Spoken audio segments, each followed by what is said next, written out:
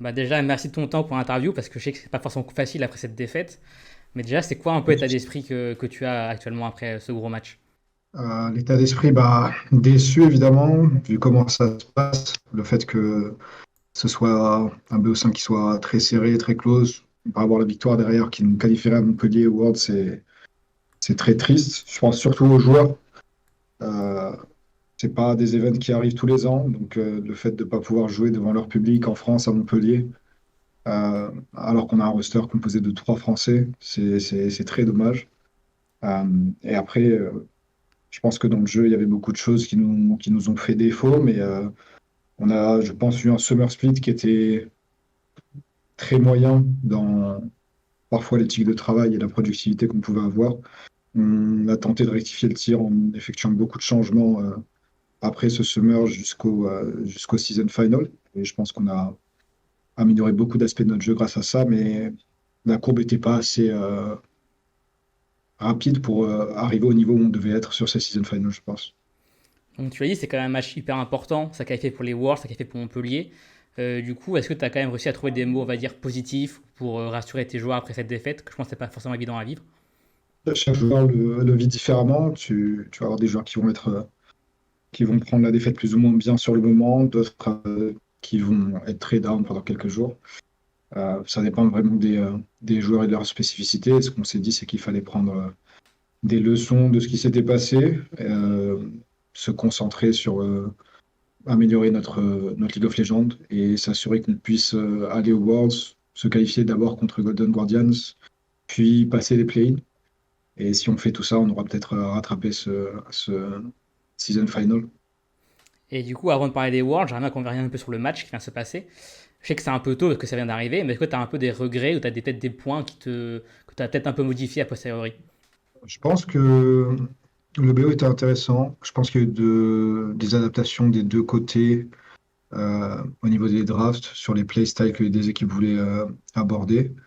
Euh, je pense qu'on a joué au niveau où on pouvait jouer aujourd'hui. Je pense pas forcément que si on rejouait le BO5 10 fois, on trouverait une journée où on joue mieux. Donc je suis très lucide là-dessus. Je pense que c'était un League of Legends qui est proche de notre maximum en tout cas et qui était juste pas suffisant. Donc les regrets, ça, s'il y en a, c'est plus sur ce qui venait avant, sur l'aspect entraînement et préparation, parce que je pense qu'on aurait pu quand même euh, être encore meilleur sur ces points-là pour arriver davantage prêt à affronter Fnatic. Mais sur le jour même, je pense que nos joueurs ont donné tout ce qu'ils avaient à donner, individuellement ou en équipe. Certains avaient des moments plus difficiles que d'autres selon les games, mais je pense que ouais, c'était ce qu'on est capable de faire aujourd'hui et on n'a pas trop d'excuses là-dessus. Je pense pas que c'était un mauvais jour ou autre. Et je suis un peu curieux par rapport au facteur Wunder qui est arrivé, on va dire, un peu en cours de route, comme il n'était pas prévu forcément de base. Est-ce que ça a un peu adapté votre stratégie ou vous avez joué comme si c'était Oscarine qui aurait joué à la place, tu vois? Non, on a abordé le BO de façon assez similaire, étant donné que bah, on connaît quand même les deux joueurs. Adam connaît Wunder, on avait déjà joué contre aussi. Donc on l'a abordé de façon assez similaire parce que les grandes tendances macro n'ont pas changé avec l'arrivée de Wunder dans leur façon de jouer. Il n'y avait pas forcément de gros changements d'un point de vue playstyle. Ce qui allait peut-être changer, c'est un petit peu les match-ups qui étaient choisis et les rotations de draft. Mais là-dessus, on s'est adapté. On a fait attention à ce qu'ils jouent toute la semaine en solo queue. Donc, non, ça n'a pas forcément plus modifié notre préparation que ça. Et du coup, si on se projette un peu, vous allez peut-être prendre une petite pause avant de vous préparer pour les Worlds, enfin en tout cas pour les Worlds Qualifying Series. Donc comment est-ce que tu sens un peu, on va dire, le planning et comment est-ce que tu vois votre force par rapport à Golden Guardians? Alors, le planning, ça va dépendre de quand est-ce qu'on veut aller en Corée. Mais je pense que de façon générale, il faut un petit temps pour reset pour les joueurs. Je pense que du côté du staff, on doit utiliser ce temps pour prendre de l'avance sur comment on veut conduire les entraînements et les améliorations qu'on veut avoir de ce point de vue-là, pour s'assurer que toute session soit plus productive et qu'on arrive avec un niveau qui soit le plus élevé possible contre Golden Guardians. Donc ouais, reset du côté des joueurs, planifier du côté du staff, anticiper un petit peu, prendre les leçons de notre season final et améliorer un petit peu tous nos process. Mais je pense qu'on a déjà fait un gros pas là-dessus entre le summer et le season final. Et ensuite, lorsqu'on sera sur place, ce sera un nouveau patch. Donc, il va falloir faire preuve d'initiative et de curiosité sur ce patch parce qu'on n'aura pas forcément de quoi copier. On sera certainement les premiers à le jouer, donc va falloir être une équipe qui s'adapte. Et si on parle un peu de la saison dans sa globalité, comment est-ce que tu juges pour le moment la saison de BDS? Qu'on sait que vous n'êtes pas forcément hyper favori au début de l'année. Au final, vous êtes quand même top 4, vous allez en Corée. Donc est-ce que tu es déjà content de ça pour le moment? Là, ce soir, c'est dur d'être content parce que je vois que ce qu'on aurait pu avoir de plus, entre guillemets, et je vois pas ce qu'on avait fait auparavant. C'est sûr qu'on a, je pense, surpassé les attentes, on va dire, des spectateurs ou de la scène en général. Euh, et c'est un point positif. Cela dit, j'ai pas forcément attendu qu'on performe pour avoir moi-même des attentes vis-à-vis de ce roster et vis-à-vis de ce groupe. Je pense qu'on peut faire plus. Euh, donc, comment dire, le BO5 pour nous qualifier va être ce qui me permettrait d'être plus ou moins, on va dire, fier de notre année. Je pense que si on va aux Worlds et qu'on s'y qualifie, alors on pourra dire qu'on a réalisé une bonne année. Et participer aux Worlds, qu'est-ce que ça représente pour toi? Parce qu'on sait que c'est quand même un peu un rêve pour tous les coachs et tous les joueurs. Est-ce que c'est vraiment important ou toi tu vises encore plus loin et tu t'aimerais, c'est qu'une étape par rapport à ta carrière?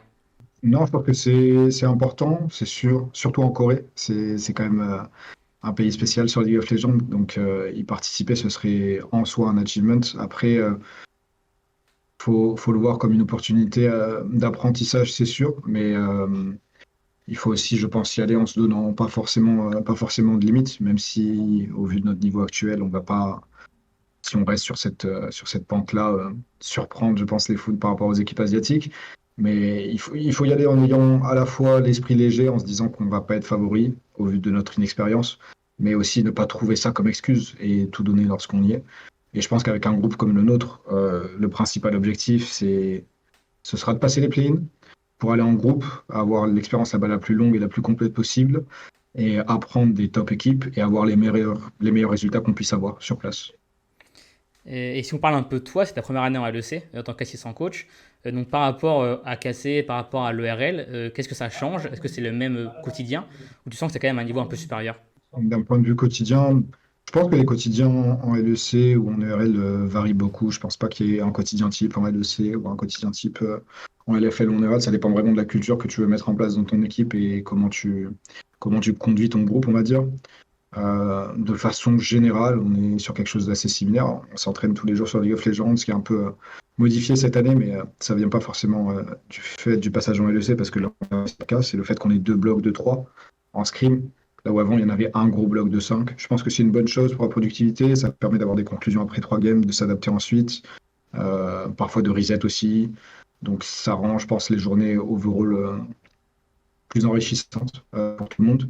Et sur la LEC, il y a la particularité du stage, j'ai envie de dire, mais en tant que coach, c'est pas quelque chose qui nous touche beaucoup.